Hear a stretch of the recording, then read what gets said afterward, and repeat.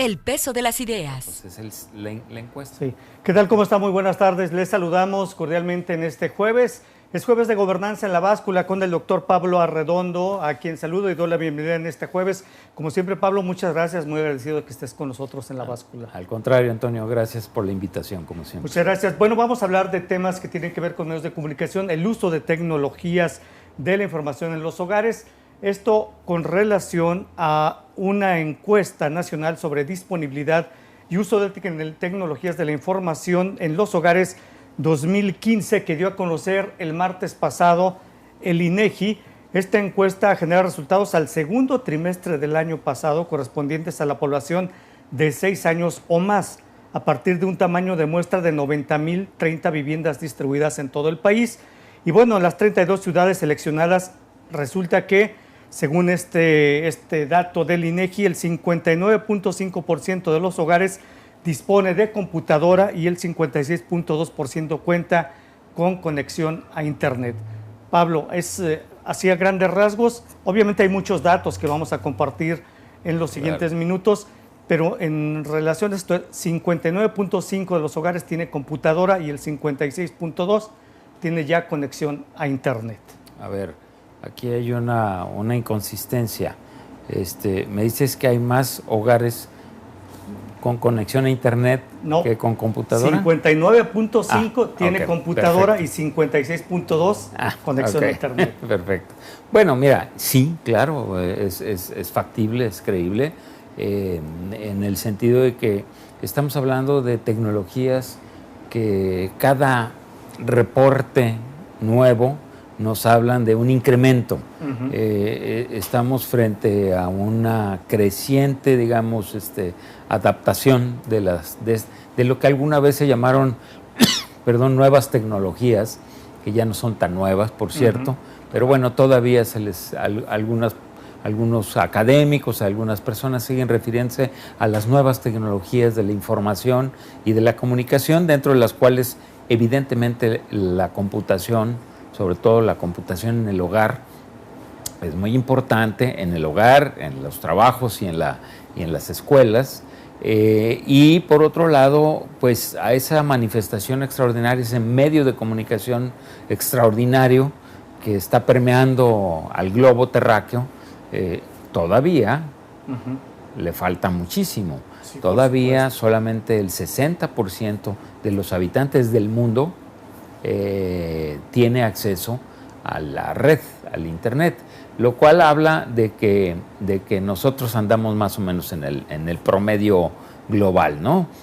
Más o menos, ¿no? Es decir, pero finalmente es una tecnología que está creciendo en su penetración y que cada vez es más y más accesible.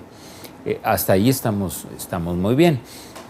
Lo que pasa es que la estadística agregada después hay que desagregarla, hay que irla desmenuzando y hay que ver si realmente en todos lados sucede lo mismo.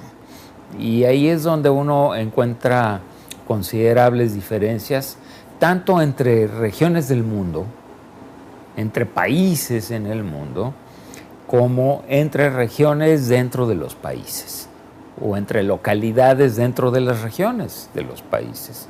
Y es donde uno empieza a ver que hay desniveles todavía considerables y que el crecimiento no es el mismo para todo el mundo. Que si bien Internet es cada día un medio de comunicación al que acceden más y más personas, es también un medio de comunicación en el que se están quedando marginados otros tantos. De acuerdo. La mayor parte de las veces uno puede apostar, bueno, esas diferencias sí originalmente se plantearon por el hecho de que esta es una tecnología para jóvenes y todavía se manifiesta. El grueso de los internautas en el mundo son jóvenes, ¿no? Es decir, hay quienes nacieron con esta tecnología y entonces para ellos es lo más natural. Hay otras generaciones para las cuales esto parece brujería o magia negra, ¿no? Es decir, en el sentido de, ¿y cómo es que esto funciona, ¿no? ¿Cómo es que de hecho, Pablo, si me permites, el dato que arroja el INEGI es que precisamente el uso de Internet En México, el 70.2% de la población de entre 6 a 17 años utiliza Internet, que refuerza contundentemente lo que tú dices. Para jóvenes, pero luego está el dato, 76.5% de los de 18 a 34 años utiliza Internet. Sí. Es otro rango de población, pero también población joven. Claro, y luego vete a la población de mayor edad, la de la tercera edad, la llamada de la tercera edad, y hablas de ya un porcentaje muy pequeño. Muy pequeño, efectivamente. De personas que acceden cotidianamente a esta tecnología. Esto refleja lo que desde hace muchos años se refiere como la brecha digital. La brecha digital es ese espacio que divide a los que sí tienen el acceso de los que no tienen el acceso. Se habla, se sigue hablando de que esa brecha depende mucho de factores, por ejemplo, como la edad, la generación, ¿no? Si tú eres de la generación joven, es más probable que accedas a esa tecnología que si no. La otra es la brecha de género. Es decir, está demostrado que en el mundo las mujeres van a la saga, es decir, van rezagadas frente a los varones, frente a los hombres. Esto varía de sociedades a sociedades. Si tú te vas a África, el diferencial es mucho mayor que si te vas a Europa. Curiosamente, América Latina, de acuerdo a los datos del Banco Mundial, datos recientemente publicados, América Latina es una de las regiones del mundo más equitativas en cuanto a acceso entre hombres y mujeres, lo cual se refleja, por cierto, en esta encuesta. Bastante, porque entonces diríamos México es muy equitativo. En cuanto a género, sí. Sí, en género, porque resulta que el 50.8% de los hombres tiene internet con computadora, por supuesto, y las mujeres 49.2%. Sí, no hay una gran diferencia, no hay una gran diferencia, y muy probablemente se mantendrá, o en un descuido reflejará la estadística nacional. Las mujeres tendrán más acceso porcentualmente que los hombres. Ojalá que así sea, para que se refleje la realidad de la población mexicana. Así es. Pero también hay otras brechas, ¿no? Brechas que tienen que ver con los niveles de educación o con los niveles de desarrollo social. Mira, en México está claro, en un estudio que hicimos recientemente en el Instituto de Investigaciones en Innovación y Gobernanza de la universidad, encontramos, entre otras cosas, por ejemplo, que hay un mapa de conectividad a nivel nacional. Dividimos al país en 4 rangos, de los más conectados a los menos conectados. Y entonces, bueno, lo obvio, que te lo manifiesta también esta encuesta, que no es tan obvio, pues, pero lo manifiesta, es que hay entidades de la República que están altamente conectadas, vamos a ponerlo así, ¿no? Te pongo un ejemplo que es el de los más naturales, Baja California. Baja California Sur, Sonora, Nuevo León, y junto con ellos el Distrito Federal, que después, curiosamente, no está porcentualmente al mismo nivel que Baja California, pero por otras razones, porque la complejidad social del Distrito Federal o de la Ciudad de México ahora es muy distinta. Pero ¿qué es lo que se refleja ahí o qué es lo que se manifiesta? Por un lado está ese mapa de conectividad, donde están esos estados. Luego tienes a los estados del sur del país, como Oaxaca, como Chiapas, como Guerrero, como Michoacán mismo, que se debate entre un centro y un sur, en fin, como zonas de Veracruz, en fin, donde la conectividad es muchísimo menor que ese norte, ¿no? El ejercicio que hicimos fue contrastar ese mapa con un mapa de los índices de desarrollo humano del país, que lo que reflejan es qué nivel de bienestar tienen las regiones del país. Y encontramos que no es que vayan a la par, pero hay muchas similitudes, hay una buena relación entre el norte desarrollado con el sur deprimido.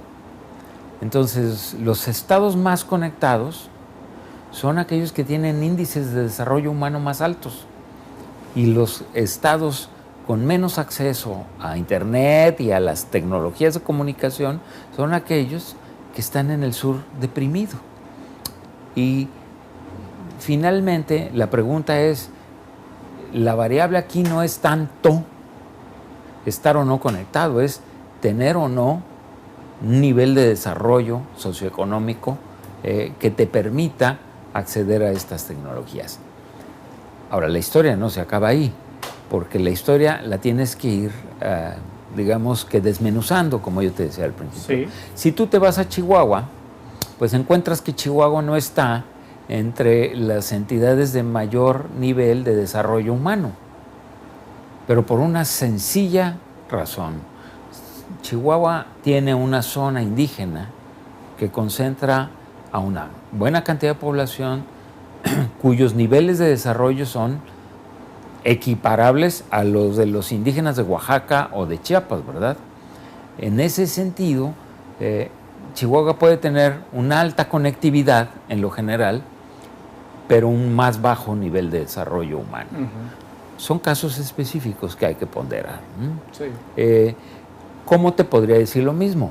Pablo, permítanos hacer una pausa. Regresamos para seguir desmenuzando estos estudios claro. del INEGI, pero aparte los que también hace el Instituto de Innovación y Gobernanza de la Universidad de Guadalajara. Regresamos jueves de Gobernanza con el doctor Pablo Arredondo.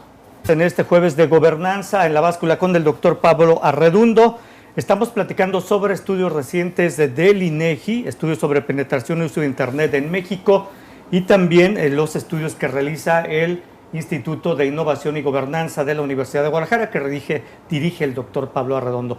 Pablo, pues estamos comentando, coinciden tanto esta encuesta que hace el INEGI con los estudios que ustedes realizan, ¿no? De hecho, nosotros nos sustentamos en los datos del INEGI, es evidente, y no es la única fuente, pero es la fuente la más confiable de información, es la que genera información más confiable estadística en el país. Y lo interesante que te decía es, bueno, generalmente las notas a nivel periodístico no llegan a este detalle de análisis de ciertas cuestiones que hay que considerar, ¿no? Es decir, por ejemplo, lo que te decía, hay una relación bastante fuerte, no de a uno, pero bastante fuerte, entre el nivel de desarrollo de las entidades, ponderada por su nivel de desarrollo humano, de acuerdo con los indicadores del Programa de las Naciones Unidas para el Desarrollo. Es decir, no estamos hablando de cualquier tipo de indicadores, sino los que manejan organismos internacionales. Y luego, con indicadores de conectividad, eso sí, elaborados en nuestro caso por nosotros, que ponderan el acceso a 3 tecnologías fundamentalmente, que es Internet, computación y celular, telefonía celular, ¿no? Llama la atención, por cierto, hablando de esto, que, el INEGI no lo dice porque se concentra en la cuestión de Internet, pero la tecnología de más alta penetración en el país es la tecnología de la telefonía móvil o celular. Es la más alta. Así es. Y no es el caso exclusivo de México. Mundialmente, la telefonía celular o móvil es la tecnología de más rápida expansión que se haya conocido en la historia de la humanidad hasta el momento. Entonces, bueno, hay más teléfonos celulares, hay prácticamente una línea celular por habitante en el planeta. Y algunos hasta 2. Mientras que, si hablas de acceso a Internet, solamente 6 de cada 10 tienen acceso a Internet en el mundo. Entonces, sí, y además, como dices, hasta 2, bueno, pues es que tiene que ver con que no es lo mismo vivir en Corea del Sur, o en Suecia, o en Alemania, que vivir en Nigeria, que vivir en Guatemala, que vivir en cualquier otro país de situación de desarrollo cuestionable, ¿no? Entonces, ahí sí, que vivir en Oaxaca, ¿no? Es decir, Oaxaca y Chiapas y Guerrero son las entidades en este país menos conectadas, con menos potencial comunicativo en esos términos, pero también porque son las entidades de menor desarrollo. Ahora, vámonos al caso de Jalisco, que es interesante, porque Jalisco es una de las entidades favorecidas, ¿no? Vamos a decir que somos de los ricos de la nación, ¿no? Estamos entre los 5 o 6 más ricos del país. Curiosamente, contra lo que a veces hemos pensado, no somos ni el segundo ni el tercero, ¿no? Andamos entre el cuarto, el quinto y en algunas cosas el sexto. De hecho, fíjate, en Jalisco los hogares con internet representan el 47.4%, ¿no? Una cifra que parece baja tomando en cuenta la media nacional. La media Estamos nacional. un poquito abajo de la media nacional. Estamos abajo de la media nacional, pero alguna vez en este estado no la creíamos que después de la Ciudad de México, pues nosotros éramos los que la rifábamos. Y que el caso de Nuevo León y de Monterrey en particular, pues no, hombre, eran mitos, ¿verdad? En realidad ellos estaban atrás de nosotros. Pues no, resulta que nosotros, por ejemplo, en Producto Interno Bruto, pues andamos como en el 5º lugar del país. ¿Sí? Lo que sí estamos entre los 10 con más uso de internet. Somos privilegiados en eso. Así es. Pero somos cuidado. Es decir, no es lo mismo radicar en Zapopan que en Ostotipaquillo, ¿verdad? La zona norte. O en la zona norte de Jalisco. Que si hacemos una analogía en lo que mencionabas del norte y el sur del país, es lo mismo. Claro. Entonces encuentras estos diferenciales al interior de los estados, que era el caso que yo te ponía de Chihuahua, y ahora regreso a Jalisco, pero el caso de Chihuahua, no es lo mismo radicar en la Sierra Tarahumara que vivir en Ciudad Juárez o en Chihuahua, que es la capital, ¿no? Son realidades muy distintas, ¿no? Dentro de la misma entidad. No es lo mismo radicar en Colotlán, ¿sí? Que radicar en Tlaquepaque o en Guadalajara.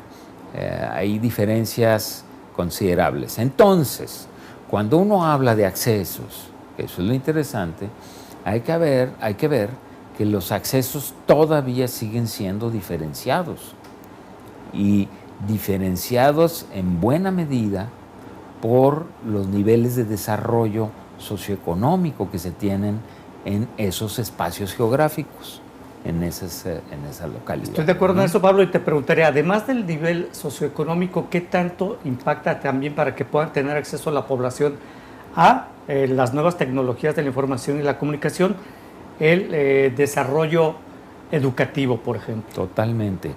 También, ¿no? Acabas de hacer una pregunta que es sumamente pertinente. De hecho, otro de los estudios, sí, de hecho lo presentamos esta semana en el Congreso Nacional del Consejo Mexicano de Ciencias Sociales, que se lleva a cabo aquí en Guadalajara, es un estudio sobre Jalisco específicamente, y en donde observamos lo siguiente. Nos fuimos únicamente a los municipios, a los 12 municipios donde hay una presencia de la red universitaria de Jalisco. Y añadimos a 2 más que nos parecieron importantes y pertinentes. Uno es Tlajomulco, y otro es Chapala, que nos parece que son municipios que, digamos, se salen de la media, ¿no? Tlajomulco por ser uno de los de más amplio desarrollo poblacional, por estar ya subsumido a la zona, al gran mancha urbana, y Chapala porque tiene especificidades, ¿no? Por ejemplo, el alto porcentaje de población extranjera que vive ahí, la relación de la población local y sus vínculos con el exterior, en fin, todas estas cuestiones. ¿Y qué encontramos? Bueno, encontramos, porque aquí nos fuimos todavía a un nivel más abajo. Dijimos, bueno, vámonos a esos municipios, pero ahí vámonos a los AGEPs. Los AGEPs son las unidades geográficas más elementales, digamos, que usa el Coneval. El Coneval utiliza eso. Sí, y el INEGI también, ¿sí? Para hacer sus encuestas, entonces, y para hacer sus análisis. Y entonces nos fuimos y dijimos, bueno, en cada uno de estos municipios, primero vamos a ver qué tan conectados están. ¿Qué encontramos?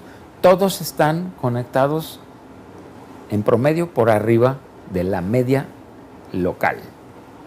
En donde hay un centro universitario, ese municipio tiene mayor acceso a Internet que el resto del municipio, digamos, ¿no? Digo, que el resto del estado, como promedio. O sea, en efecto, el efecto, digamos, centro universitario, de alguna manera se refleja ahí. Porque no es lo mismo vivir en una zona donde hay una universidad que donde no hay ninguna presencia universitaria, ¿no? O cuando la presencia universitaria no es del nivel de un centro universitario, solamente a nivel de la preparatoria, por ejemplo. La otra cosa que incluimos fue, vámonos en ese municipio a ver el 10% de los AGEPs más conectados y el 10% de los AGEPs menos conectados. Veamos cómo saben. Y ya encontramos. El 10% de los AGEPs más conectados de ese municipio tiene un promedio de conexión más alto que el del municipio en general. Y el 10% de los AGEPs menos conectados tiene, evidentemente, un promedio por abajo del de todo el municipio. Bueno, ya. Ahora hagamos un análisis en esos AGEPs. ¿Cuál es el porcentaje de la población que tiene educación hasta preparatoria? Era un rango o de preparatoria para arriba, ¿sí? Superior, técnica superior, etcétera, etcétera. Y los resultados son bien interesantes. Tienen que ver con esta relación que tú dices. Aquellos municipios, aquellos AGEPs. Pablo, perdón que te interrumpa, tenemos que hacer una pausa. Y ahí vamos desmenuzando este tema interesante, sí. El acceso de las tecnologías de la información y la comunicación, tanto en México, y nos estamos enfocando ya al caso de Jalisco. Una pausa, sí. Regresamos Jueves de Gobernanza con el doctor Pablo Arredondo. Pablo Arredondo, platicando sobre las tecnologías de información y comunicación, las famosas TICs, y en Jalisco específicamente ya en el resto del tiempo que nos queda. Pablo, mencionabas esta relación interesante que hay entre la educación y el acceso a la Internet. Entonces, mira, para redondear esta idea, que es importantísima, es en aquellos AGEPs, que son estas unidades geográficas básicas, que el INEGI las define, pues, y las mide. O sea, el territorio está dividido. La célula del territorio es el AGEP, vamos a ponerlo así, ¿no? En esos AGEPs donde hay más viviendas con acceso a Internet, el 10% de esos AGEPs que tiene más acceso, su población tiene un promedio de educación superior mucho mayor que el promedio de educación que tiene el resto del municipio. Y en aquellos AGEPs donde la conectividad de las viviendas y de los hogares es menor, el 10% de esos AGEPs, la proporción de población con educación que no rebasa la media, ¿sí? que no llega a la educación superior, digamos, es mucho mayor. Hay una relación muy fuerte, por lo menos, entre viviendas que tienen alta conectividad y población que tiene más educación. Viviendas que tienen baja conectividad y población que tiene más bajos niveles de educación. Evidentemente hay una relación fuerte. Y esa ha sido otra de las famosas brechas de las que se ha hablado, ¿no? Es decir, las sociedades más educadas son aquellas que están más conectadas. Y luego viene el segundo debate, del que tú ya habías anticipado algo. Bueno, lo comentaba fuera del aire, pero Básicamente porque también podemos decir, yo la pregunta que te hacía era, bueno, ¿puede una persona tener acceso a Internet? ¿No? Que a lo mejor, pero no tenga un nivel de educación para poder manejar adecuadamente el Internet.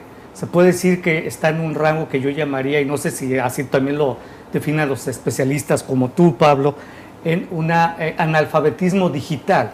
Porque bueno, tengo acceso a Internet, pero no sé cómo utilizar esta herramienta. Sí, absolutamente. Esto es parte de los nuevos debates que se están dando, insisto, en todo el mundo, porque no es un fenómeno no es local, de México. Aunque nosotros obviamente tenemos que estar viendo y observando qué es lo que pasa aquí concretamente, ¿no? Pero el gran debate es, a ver, ya tienes acceso, ya te conectamos, ya estás ahí. Y ahora, ¿qué haces con eso? ¿Qué haces concretamente con eso? ¿Cómo aprovechas tu conectividad? Ese es otro problema. Ese problema está muy vinculado precisamente a la educación. Claro. ¿Sí? Es decir, imagínate que tú eres alguien que ha sido formado, educado, para saber buscar información en una biblioteca, saber buscar información en los periódicos, saber buscar información en distintas, cruzar tu información, comparar lo que dicen estos con lo que dicen aquellos. Bueno, es muy probable que cuando te abren ese gran universo que se llama Internet, que es una maravilla, digas, caramba, aquí cuánta información puedo encontrar, discriminar, porque ese es el otro problema. Es que te iba a decir, ese es otro problema luego, porque bueno, ya sabes cómo accesar, cómo obtener información, pero luego, ¿qué haces con la información que tienes? ¿Cómo definir la que es real de la que no es real, la que te puede ser útil de la que no es útil, ¿no? ¿Cómo la usas en tu favor? Así es. En efecto. Y eso no te lo da la tecnología, fíjate. Desgraciadamente no hay ninguna computadora, ninguna, que te diga cómo discriminar información o cómo usar la información en tu beneficio. Eso te lo da la educación. Eso te lo da el conocimiento de las cosas. Por lo tanto, una política de conectividad como la que actualmente se lleva a cabo en México, muy agresiva en el mejor sentido de la palabra, que todo el mundo tenga acceso a Internet, que todo el mundo pueda consultar información, tiene que ir acompañada de una política igualmente agresiva de educación para subsistir en la sociedad de la información y del conocimiento, porque ahora todo se está transformando en función de estas tecnologías. Se están transformando los procesos de trabajo, los procesos de producción. Se están transformando, obviamente, los procesos de, ¿qué te gusta?, de diversión. ¿Sí? Se están transformando los procesos de educación y de información. Se está transformando prácticamente todas las actividades humanas a través de estas nuevas tecnologías, ¿no? Si tú no tienes capacidad de navegar en ese mar impresionante de información que ahora está accesible, te ahogas. Perdóname que use la metáfora, pero si no sabes navegar en ese mar, te ahogas. Y ahogarte quiere decir ser incapaz, primero, de aprovechar la información, ¿sí? Y seguir dando palos de ciego, es decir, usar toda esta tecnología para cosas pues nimias, intrascendentes, poco útiles. Como vemos en, ¿sí?, las redes sociales. Como resulta muchas veces que las redes sociales, que responden, por cierto, a una necesidad muy, muy, muy fuerte de estar en contacto con los demás, porque es este impulso vital de estar comunicado con los otros, pero de pronto se vuelve aquello tan cuestionable, ¿no?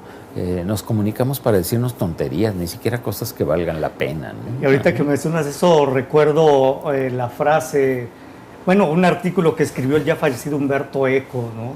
Claro. Que decía, las redes sociales le dan el mismo nivel al tonto del pueblo para poder estar al nivel de un Nobel sí, ¿no? De cualquier área. Sí, sí. De cualquier área del conocimiento. Mira, digo, la gran oportunidad es que todos nos podemos expresar.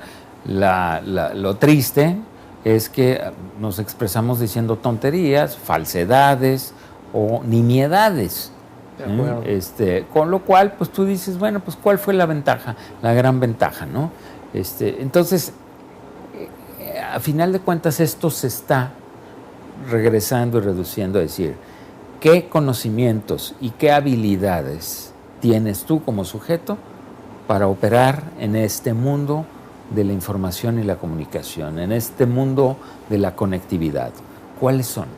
¿Cuáles son esas habilidades? Pues no basta que te conecten en tu casa, o que llegues a tu trabajo y haya una computadora, o que vayas a la escuela, que por cierto ahí hay muchas deficiencias.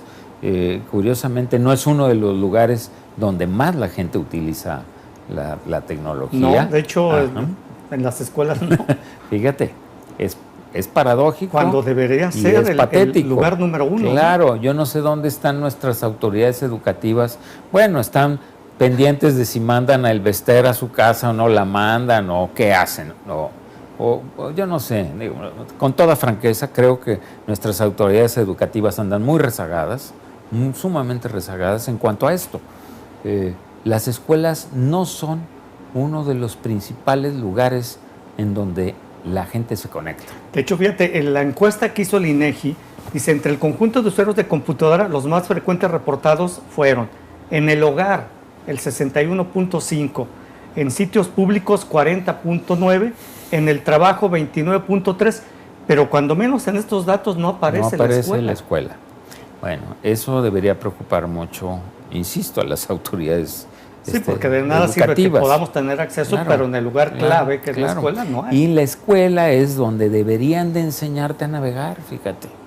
Ahí, donde podrías aprender a no ahogarte en el mar, en el océano de la información de la red, ¿no? Y al contrario, a poder meterte y escudriñar, porque, digo, quienes hemos usado la red, quienes la usamos, como tú, como yo, le sacamos muchas ventajas, ¿no? Más, nos resulta difícil ya vivir sin la posibilidad de acceder a diario red, ¿no? Aprende uno cosas nuevas, información relevante. Y para quienes tuvimos que luchar y sudar para escudriñar en hemerotecas, en bibliotecas, en archivos, que decías tú, qué complicado es esto. Ahora se facilita tremendamente todas las búsquedas, todas las maneras de llegar a la información, ¿no? Te diría, el conocimiento está a un solo clic, pero no diría que a varios clics, pero ahí está. ¿No? Ahí está, pero lo importante es que antes de eso tú tengas lo que en algún momento yo he mencionado, un mapa cognitivo. Para navegar tú necesitas un mapa. Para navegar en la red, en internet, necesitas un mapa de conocimientos que te permita decir dónde puedes encontrar lo que andas buscando, dónde desechar la información que nada más te hace ruido, que no te sirve, porque la red, ese océano, esa galaxia que le llamó el sociólogo Manuel Castells, esa galaxia está también plagada de basura, como dicen que hay también en el universo, ¿no? Sí, hay bastante. Mucha basura cósmica, pues aquí puede haber mucha basura informativa, ¿no? Sí.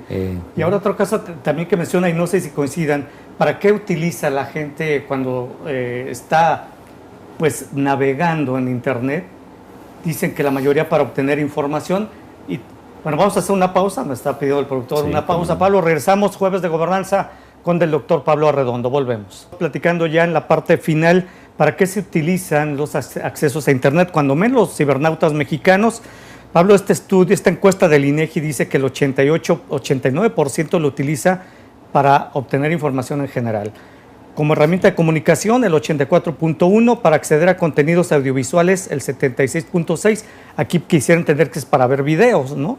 Bueno, mira, yo creo que en general la red se usa y si desglosamos qué contenido audiovisual, dice el productor, también. Que porno, seguramente él ya está dando a conocer su afición, ¿no? Bueno, mira, debe haber muchas posibilidades. Sí, claro. Yo insisto, tú te metes a una aplicación como YouTube y encuentras Lo mismo te encuentras conferencias de personajes extraordinarios, que tú dices, bueno, pues yo quién sabe cuándo lo voy a oír en persona. Que mencionabas a Manuel Castells, yo ahí he escuchado conferencias de él, de Manuel Castells, en YouTube, precisamente. En YouTube, bueno, lo mismo te encuentras a conferencistas de muy reconocido nivel, etcétera, que te encuentras a los, no sé, a la banda de no sé dónde, echándose un rock and roll ahí, y el último dato, y para acceder a redes sociales, 71.5%. Mira, las redes sociales son el otro gran fenómeno. De nuevo, lo que yo decía hace rato, es decir, responden a un impulso nato que traemos, ¿no? Ahí, un impulso que es parte de nuestra condición de seres sociales, que es estar en contacto. Pero de nuevo, ¿estar en contacto para qué? ¿Sí? Yo sé que uno puede decir, bueno, ahora por fortuna en tiempo real yo puedo saber dónde está la gente que yo quiero y estar en contacto con ellos, aunque esté del otro lado del mundo, en tiempo real, prácticamente. Eso antes, bueno, imagínate, ¿no? Lo que tardaba una carta. Yo le digo a mis estudiantes, imagínense lo que tardaba una carta en llegar simplemente de Europa a América. Bueno, pues ahora tú echas un mail y está inmediatamente ahí, ¿no? Sí. Bueno, pero lo mismo sirve también para vulnerar la privacidad de mucha gente, para exhibir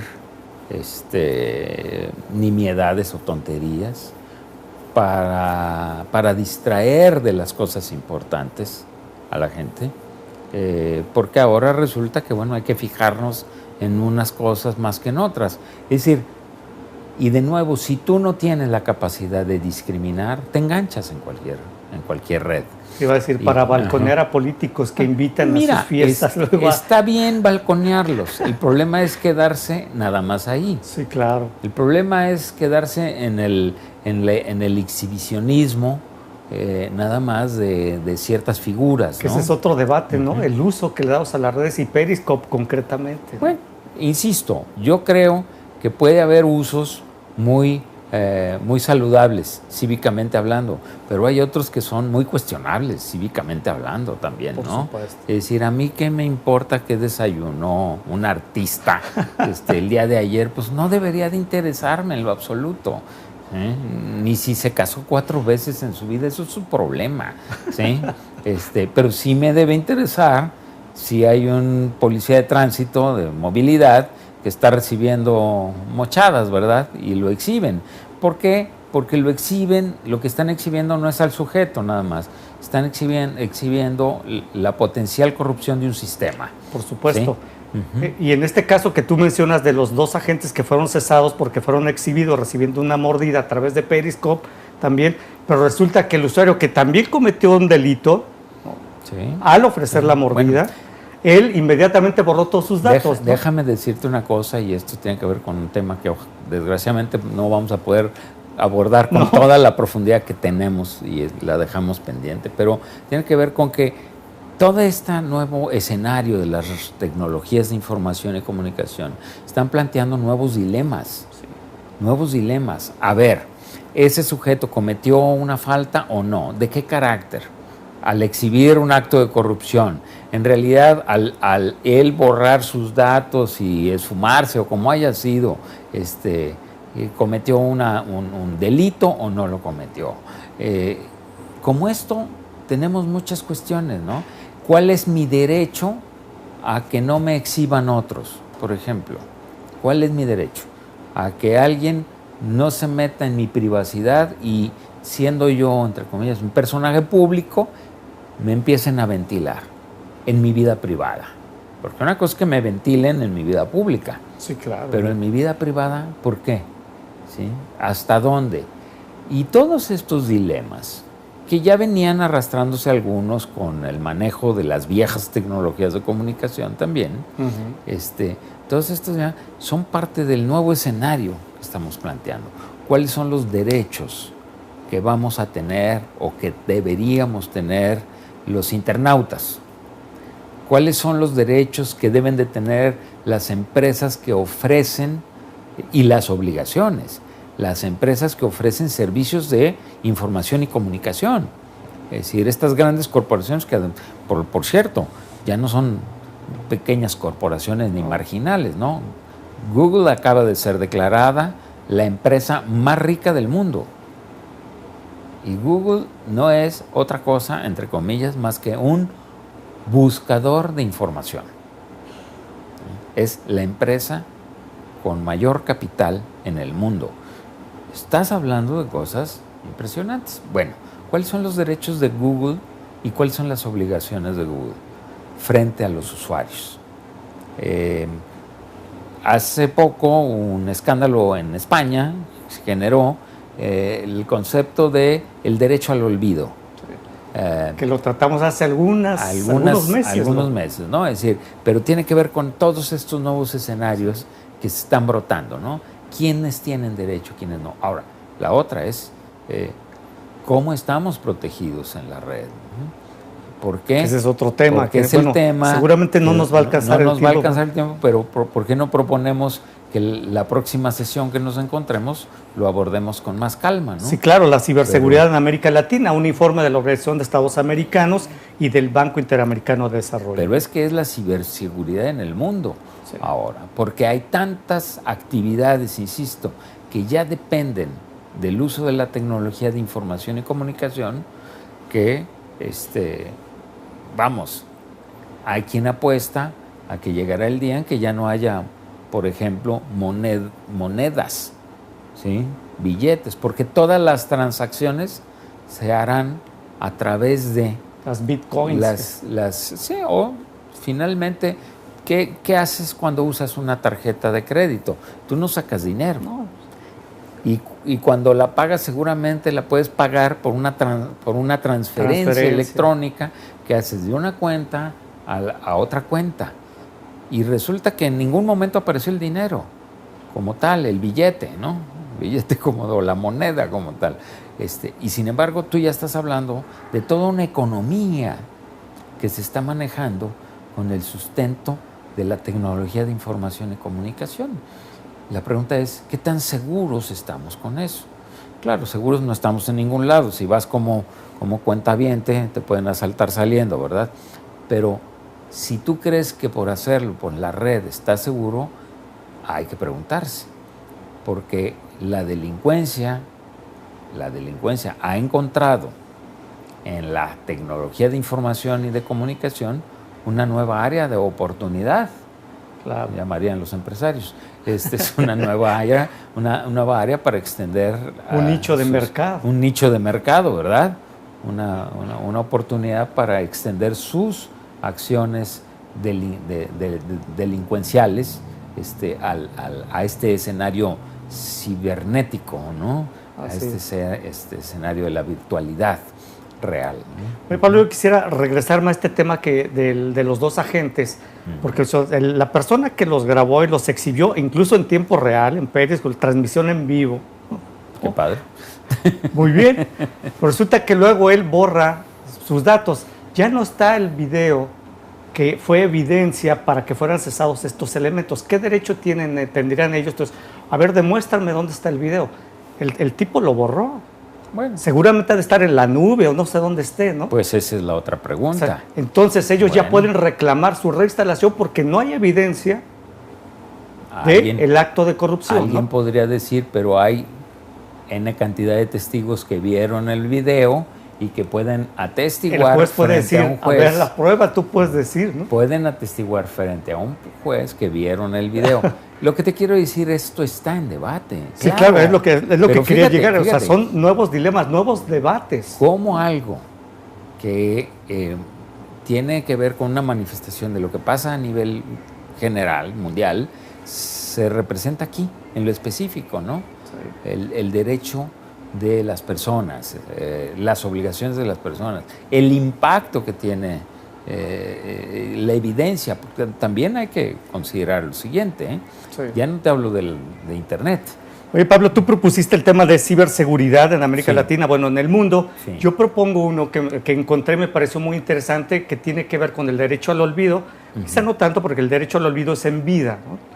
Pero ¿cómo gestionar la muerte digital? ¿Qué pasa cuando morimos y, bueno, tenemos nuestras redes sociales, Facebook, Twitter, Google, ¿Te agrada el tema para la siguiente? Me agrada que lo abordemos con muchísimo gusto, tanto el de la ciberseguridad como el derecho al olvido. Cómo gestionar la muerte digital. Porque ya se habla de albacias digitales también. ¿A quién le vamos a heredar nuestros contenidos, ¿no? Mira, de nuevo, ahí está todo un nuevo escenario que se está planteando. Y hay que ir pensando en los marcos legales que van a garantizar, a final de cuentas, que los internautas como tú, como yo y como millones de seres humanos naveguemos con seguridad en este universo. Muy bien.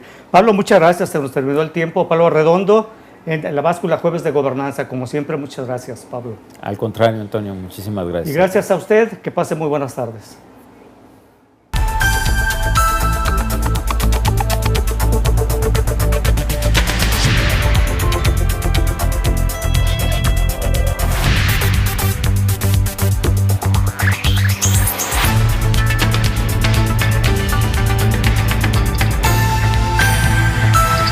La Báscula, el peso de las ideas.